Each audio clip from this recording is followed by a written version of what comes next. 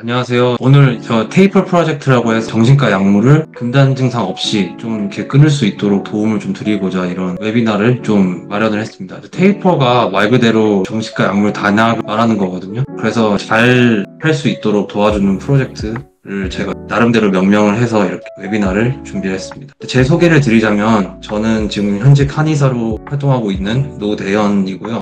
저 같은 경우는 미국에서 중학교부터 학부까지 생활을 학부는 미국 일리노이 대학교에서 화학과 인류학을 복수 전공했습니다. 저 같은 경우는 실제로 미국에서 불안장애와 ADHD로 진단을 받은 경험이 있고, 그래서 항불안제와 ADHD 치료제를 복용했던 경험이 있습니다. 복용을 했던 경험과 동시에 나중에 제가 자체적으로 단약을 했을 때 어떤 힘든 금단 증상을 겪은 경험도 좀 있었고, 저는 오늘 한의학 얘기를 하려는 것은 절대로 아니고요. 단지 저와 비슷한 경험을 했던 사람들과 좀 연대를 형성을 하고 비슷한 경험을 좀 공유를 하고 그랬으면 좋겠다는 마음에 이러한 저만의 경험을 그냥 조용히 가만히 있고 혼자 알고 있기보다는 그냥 제 경험담을 좀 담담하게 얘기를 좀 해드리고 싶어서 이런 자리를 좀 마련을 했습니다. 저 같은 경우는 제가 정신질환으로 좀 고통을 받던 시절에 항불안제나 ADHD 치료제를 복용을 하면서 과연 이게 진짜 치료일까 이런 생각을 되게 많이 했고 그런 고민이 많아서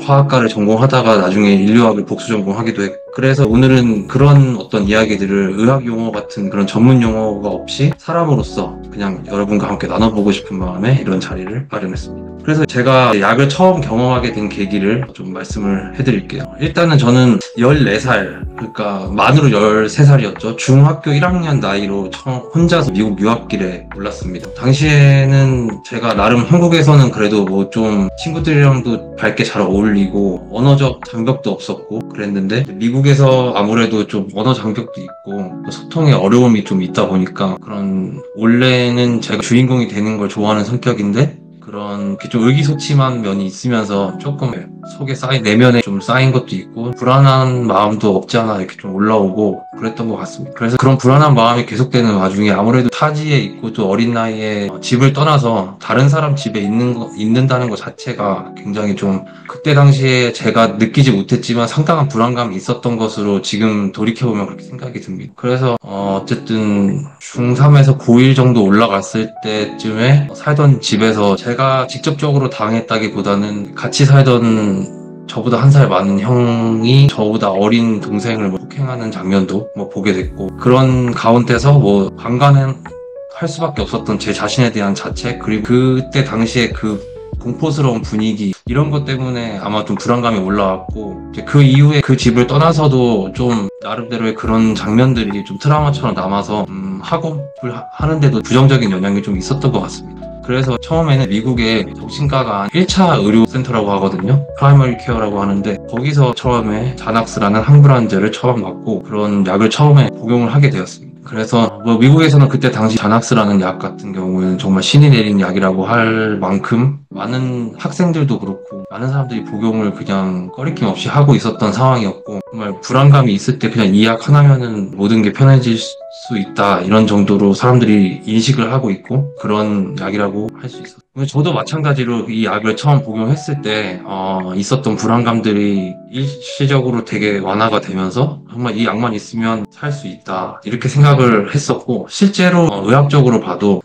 결과적으로 나타나는 뇌의 화학적 불균형을 이 약으로서 어떻게 좀 맞춰줄 수 있으니 그러니까 표면적으로 증상 완화하는 확실한 장점이 있다고 생각을 합니다. 그래서 처음에는 자낙스만 복용을 했었고 나중에 가서는 제가 잘 기억은 안 나는데 예를 들어서 이걸 먹으면서 잠이 너무 온다 그러면 다른 약을 처방해줘 그러면서 제가 지금 돌아봤을 때는 항우울제도 좀 처방을 받았던 것 같습니다. 그리고 방학 때 한국에 들어와서도 다른 계열의 약들을 좀 복용했던 걸로 제가 기억을 합니다. 그런데 계속 복용을 하다 보니까 제가 방금도 말씀드렸듯이 약의 양이 좀 늘어나기도 했었고 불안한 증상 자체는 완화가 되었는데 뭔가 감정 자체가 굉장히 메마르고 있다는 그런 생각이 들기 시작한 때가 있었습니다. 그래서 몸이 점점 이상해지고 감정도 좀 무뎌지고, 그래서 뭐 불면, 감정 기복, 멍하는 느낌도 있고, 약이 없으면 좀 버티기가 힘들어지고, 그래서 뭐 약이 없으면 어떻게 하지라는 새로운 불안감까지 출현이 돼서 또 학업에 방해를 받기 시작을 해서, 그때는 고등학교 한 2학년 정도 또 가니까 그때는 ADHD 약물을 복용을 하기 시작했습니다. 그래서 당시에 제가 먹었던 ADHD 약은 에더럴이라는 약인데 아직까지 한국에서는 승인이 안 된 약입니다. 그래서 암페타민류의 약인데 지금 우리나라에서 많이 먹고 있는 메틸페니데이트 계열보다도 한 단계 더 높은 약이라고 쉽게 생각하시면 됩니다. 콘서타나 메디키넨 이런 약이 대표적인 메틸페니데이트 계열 약이고요. 그래서 이런 약 같은 경우는 제가 한 대학교 1, 2학년 때까지 먹었으니까 대략 한 5년 정도 먹었던 것 같습니다. 이제 점점 갈수록 약의 용량이 늘어나는 걸 좀 느낄 수 있었고, 약효가 다 떨어지면 오히려 약을 먹기 전보다도 더 심하게 집중력이 결여되고 또 무기력함도 심해지고, 무엇보다도 평상시에 제 모습이 좀 감정이 좀 결여되고 기쁨과 슬픔 자체를 크게 공감하거나 이렇게 느낄 수 없는 상태가 되어 있다는 점이 좀 가장 부정적으로 다가왔던 것 같습니다. 그래서 그때부터 이게 정말 치료인가? 라는 의문이 좀 들기 시작했습니다. 그래서 그때부터 진짜 회복에 대해 좀 고민을 시작하게 됐던 것 같습니다. 아무래도 제가 전공이 또 화학 전공이었다 보니 이러한 약에 대해서 좀 제 나름대로 연구를 좀 하기 시작했어요. 물론 이게 환자분들이 하지 말아야 될 그런 행동 중에서 하나이긴 한데, 본인이 따로 개별적으로 연구를 해서 그런 장단점을 파악을 하면서 본인이 임의적으로 그 약에 대해 판단하고 복용 여부나 이런 것을 본인 임의대로 결정을 내리는 것이 사실은 경계해야 될 일이긴 한데, 당시 대학생인 저로서는 약이 병이 되는 시대, 그리고 뭐 메리 인 어메리카 같은 그런 책을 또 읽으면서도 여러 가지 좀 생각이 많이 들었고, 그래서 약뿐만이 아니라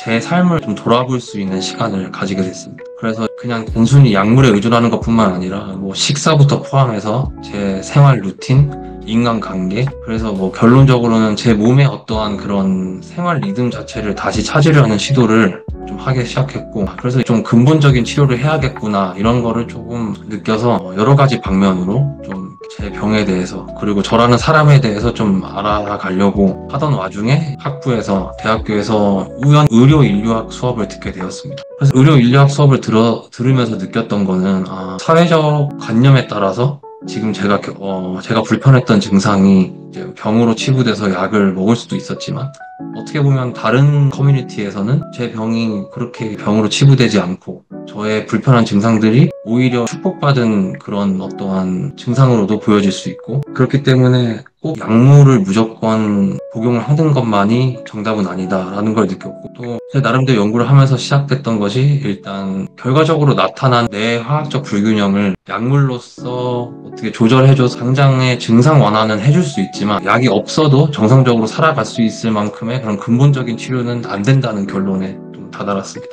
여기와 더불어서 이제 제가 아까 말씀드렸던 메리 인 어메리카나 약이 벽이 되는 시대 이런 책을 읽어봤을 때, 당시는 저는 의학 공부를 전혀 하지 않는 상태에서도 그런 여러 가지 자료들을 보고서 제가 계속 말씀드리고 있는 이런 뇌의 화학적 불균형이 굉장히 확률이 높은 가설이지만 꼭 그것이 정해져 있는 것이 아니다. 그러니까 한마디로 얘기하면은 뇌의 화학적 불균형은 아직도 100% 밝혀지지 않은 어떠한 확률이 높은 가설일 뿐이다. 이런 또 결론에 다다랐고, about how conventionally falsely it is, like the chemical imbalance of brain and everything. I know you have mentioned that it's just an hypothesis and the doctors are still trying to investigate the chemical imbalance. Do you still believe that it is a false information? It has been investigated in the United States. It was investigated starting in the late 1970s. And to be honest with you, investigations mostly ceased around 2000. And the reason they ceased is all the ways they tried to investigate it didn't show, for example, people with depression had abnormally low serotonin. 또 최종적으로는 뇌는 이제 연구가 지금까지 되어 있는 영역보다 안 되어 있는 미지의 영역이 더 많기 때문에 뇌 신경 전달 물질에 직접적으로 영향을 주는 이런 정신과 약물을 어떻게 보면 우리가 연구가 되지 않는 그런 미지의 영역이 많은 뇌에 어떠한 영향을 미칠지 예상이 좀 불가능할 수가 있겠다. 그래서 조금 위험한 부분이 있겠다. 이런 나름대로의 결론에 좀 도달했습니다. 그래서 또 그때부터 여러 가지 커뮤니티 같은 거에 대해서도 좀 알아보고 했는데, 저와 같은 고민을 하는 사람들은 많다고 이렇게 좀 느꼈습니다. 그때 당시 미국은 지금보다도 어떻게 보면 정신과 약물에 노출되어 있는 사람이 많았고, 제가 요즘에 자료를 찾아보면은 미국 같은 경우에는 지금 정신과 약물의 오남용에 대해서 사회적으로 그런 캠페인을 많이 벌이고 사람들이 많이 알고 있는데, 그때 당시만 해도 정말 무분별하게 그런 정신과 약물을 드시는 분들이 많았기 때문에 초기에 물론 약을 복용할 때 정말 좋은 점이 있지만, 저처럼 몇 년 먹으면서 저와 같은 고민을 하시는 분들이 정말 많이 계시다는 것을 알게 되었습니다. 그래서 처음 제가 느꼈던 그런 심리적인 불안감, 그리고 뭐 집중력 저하, 이런 거에 대한 회복은 약을 끊자는 것이 아니라 이게 과연 나에게 맞는 방식인가라는 질문에서부터 먼저 시작이 됐습니다. 그래서 오늘 제가 드릴 이야기들이 누군가에게는 좀 작은 방향표가 좀 되었으면 좋겠습니다. 근데 참고로 제가 이때 당시에 이런 저와 같은 고민을 하는 사람들이 정말 많았다고 느꼈었는데, 지금은 통계상으로도 그렇고 제가 체감하는 것도 그렇고 정신과 환자분들이 지금 더 많아진 걸로 제가 알고 있습니다. 네. 그래서 오늘은 제가 이런 얘기를 좀 해드렸는데요. 7년째 우울증 약을 드시고 계시는데 정신과 의사 선생님분들도 이 약들이 근본적으로 치료가 어렵다는 사실을 알고 계신지, 글쎄요, 제가 모든 정신과 선생님들과 다 얘기를 나눠본 건 아닌데, 이렇게 커뮤니티 같은 데서 얘기하시는 정신과 선생님들을 보거나 아니면 개인적으로 좀 대화를 나눠보거나 아니면 여러 책들이나 이런 걸 찾아봤을 때 그렇게 인지를 하고 계시는 정신과 의사 선생님들도 계시고, 아니면은 그냥 약물 치료만이 답이다 이렇게 생각하시는 정신과 선생님도 계시고, 아니면 뭐 약물 치료와 뭐 다른 치료를 적절히 병행해야 한다 이렇게 생각하시는 정신과 의사분도 계시고, 그래서 어떻게 보면은 현대의학의 다른 많은 분야에 비교해서 일관성이라고 할까요? 그런 게 조금 떨어지는 과인 것 같긴 합니다. 근데 뭐 이건 제 추정이기 때문에 꼭 그렇다고 제가 단정 짓는 것은 아니에요. 그래서 결론적으로 저와 같은 고민을 하는 사람들은 정말 많았고, 그래서 제가 아까 메린 어메리카라는 그 저서에 대해서 말씀을 드렸는데 거기 똑같은 이름의 블로그도 있거든요. 메린 어메리카니까 미국에 있는 분들이 연대를 해서 그런 정신과 약물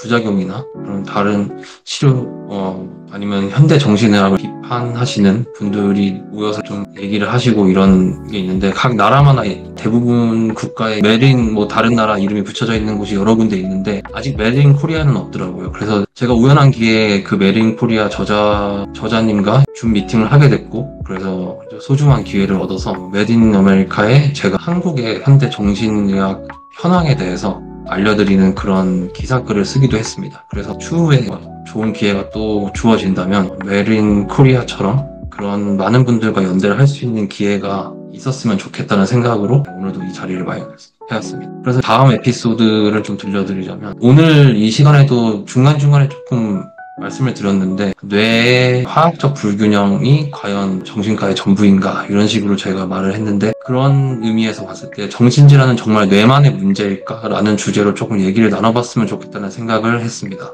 왜냐면 사실 지금 이루어지고 있는 정신과 약물, 그 약물 치료는 정신질환을 뇌만의 문제로만 보고 그 약물을 투여하는 것이기 때문에 근본적으로 정신질환이 정말 뇌만의 문제가 아니라면 우리의 치료 방향도 좀 달라져야 될 필요가 있지 않을까 싶은 생각을 저도 예전에도 하게 되고 지금도 계속 하고 있는 상태이기 때문에, 그래서 뇌과학, 약물, 그리고 우리가 놓친 그런 몸과 삶의 이야기를 좀 함께 나눠보려고 합니다. 오늘은 간단하게 제 자신에 대한 얘기를 좀 해봤고요. 물론 다음 세션 같은 경우에도 질문도 하나둘씩 있으시면 제가 답을 해드리고, 제 개인적인 이야기, 그리고 제가 뇌과학이나 아니면 학부에서 뭐 화학이나 인류학을 공부하면서 느꼈던 인사이트 이런 거에 대해서 오히려 주로 좀 얘기를 해볼까 합니다. 오늘은 여기까지 하고 다음 에피소드 때 또 더 많은 분들을 초대해서 보면 좋겠습니다. 감사합니다.